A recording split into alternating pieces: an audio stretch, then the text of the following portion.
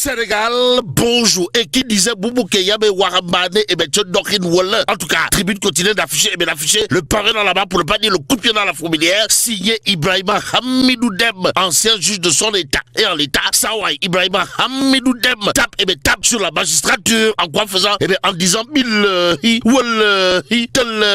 on a combattu une justice instrumentalisée. Elle est maintenant ridiculisée. Parole de l'ancien juge Ibrahima Hamidou Dem. À lire bien entendu, dans Tribune quotidienne ce matin. Le journal du groupe des médias de souligner un fait, comprenez? Azoura Fall libre grâce à cette trouble psychique entre guillemets, tandis que Ousseynou Kairé reste en prison. Au nom de qui ou de quoi? Quoi qu'il en soit, Tribune quotidienne de nous apprendre leur dossier renvoyé au mercredi 21 mai prochain, car cela ne tient. Le journal du groupe des médias, en tout cas de nous renseigner, le juge Ibrahima Hamidou Dem tape sur la magistrature en soutenant la main sur le cœur. On a combattu une justice instrumentalisée, elle est maintenant ridiculisée. Bon, propos du juge Ibrahima Hamidou Dem, apprendre saillement ou bâtiment, tout compte fait, Vox Populi de nous apprendre leur procès renvoyé au 22 mai 2025, Azoura Fall libéré par son dossier médical, tandis que Kairé reste en prison. Que retenir d'autre autour de cette actualité d'après Vox Populi? Sinon, Sawai Azoura Fall sort de prison avec un nouveau look, c'est-à-dire boule à zéro, coco taillé et rasage de près, si près de cette actualité, le quotidien l'est. En tout cas, le journal de retenir et faire retenir, liberté provisoire pour Azoura, Kairé reste à Rebeuss. Ainsi, il convenait de retenir que le juge a coupé la poire en deux. D'après, bien entendu, le quotidien, à la une du journal du groupe Avenir Communication, il est question de blanchiment d'argent en 2024. En tout cas, soupçon en hausse à la CENTIF. C'est le titre qui barre la une du quotidien. Le journal du groupe Avenir Communication de nous apprendre que Ndeketeyo, 928 déclarations d'opération suspectes enregistrées. Et ce qu'enregistre le quotidien gravite autour d'un fait. Comprenez? 46 rapports transmis au pôle judiciaire financier. Et là, le quotidien d'indiquer une affaire partie pour faire beaucoup de bruit. Même s'il est dit, l'argent ne fait pas le bruit. L'observateur L'Obs de nous emmener à la commission d'instruction de la haute cour de justice. Pourquoi faire? Pour nous plonger dans le secret des mandats de comparution. Bon, Ndeye Sali Diop Dieng ouvre le bal le 19 mai, suivi de Moustapha Diop le 22 mai et de Mansour Faye le 26 mai. Précise le journal du groupe Futur Média. L'autre médium qui s'intéresse à cette actualité s'appelle Les Échos. À la une du journal, on peut en effet lire traduction d'anciens dignitaires devant la haute cour de justice. La commission d'instruction entre en jeu. Le jeu en vaut la chandelle. En tout cas, Les Échos de renseigner le défilé des anciens ministres commence la semaine prochaine. En tout cas, Salimata Diop passe le 19 mai, Moustapha Diop le 22, Mansour Faye le 26. Informe bien entendu Les Échos, échos favorables ou pas. Bon, le journal de renseigner, en tout cas, ils ont reçu le mandat de comparution à la DIC hier. Et aujourd'hui, l'As quotidien de révéler en tout cas audition devant la haute cour de justice. Le 5 majeur, le 5 majeur passe à partir de lundi. Et là, Tribune quotidienne, en tout cas, de révéler enquête sur la gestion des fonds Covid-19. Moustapha Diop, c'est tout ça, Fatma, Talibé Seigne Touba Mbake, Khadibo Rassoul, devant la commission d'instruction de la haute cour de justice. En attendant, restons avec Tribune quotidienne qui parle de requête contre l'arrêté de cessation de parution déclaré irrecevable avant de renseigner le CEDEPS. Le CEDEPS, comprenez le patronat de la presse, annonce de nouvelles poursuites judiciaires contre le ministre de la communication.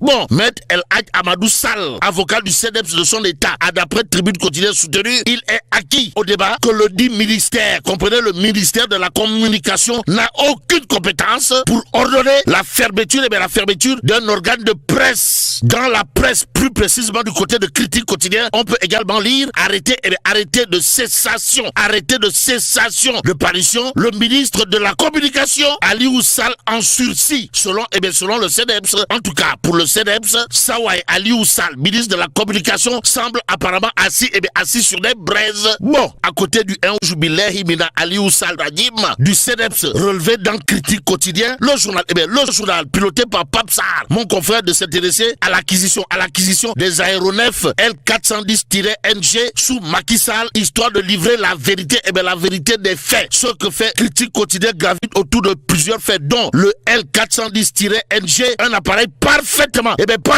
adapté aux aéroports régionaux de Saint-Louis, Matam, Tambacounda et autres. En d'autres termes, les accusations autour d'acquisitions malencontreuses relèveraient d'un procès en sorcellerie, d'après Critique Quotidien, qui explique que le L410-NG, un appareil parfaitement adapté aux aéroports régionaux de Saint-Louis, Matam, Tambacounda et autres. L'autre point important, d'après Critique, c'est de noter clairement et nettement des appareils qui permettaient de démocratiser le transport aérien national en le rendant plus accessible et moins cher. Donc vendre cher leur peau. Voilà ce que feront probablement ceux qui ont milité en faveur de l'acquisition des appareils en question. Si on en croit Critique, le journal d'expliquer le processus d'acquisition des L410-NG a été rigoureusement encadré et validé par l'ensemble des parties prenantes du secteur aérien national. Dans un article intitulé Air Sénégal au cœur d'un scandale financier, 5 avions cloués au sol,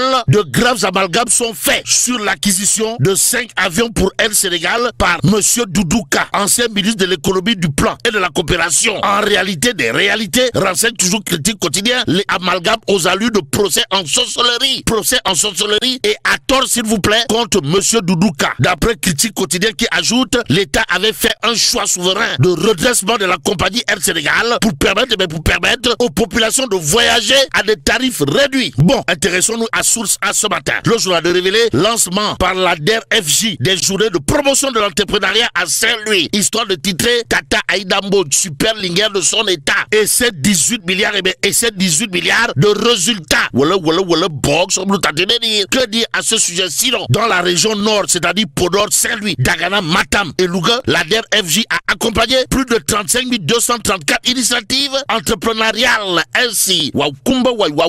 Voilà ce qu'il a lieu de dire à Tata Aïda Mbodj et ses 18 milliards de résultats, en lisant en tout cas Source A ce matin.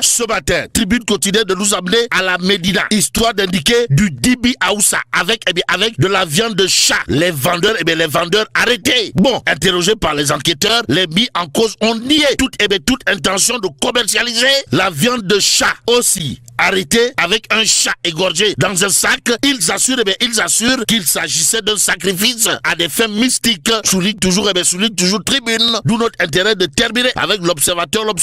Le journal d'indiquer commerce choquant, aveu glaçant sur le marché noir du chat. Et là, il s'agit de récits troublants de sujets nigériens nommés Issa Abibou et Kader Aboubakar, arrêtés par la police de la Médina sur le commerce de cette viande dans les Dibi Aoussa. Commerce de viande de chat dans le Dibi Aoussa, comme semble indiquer l'observateur.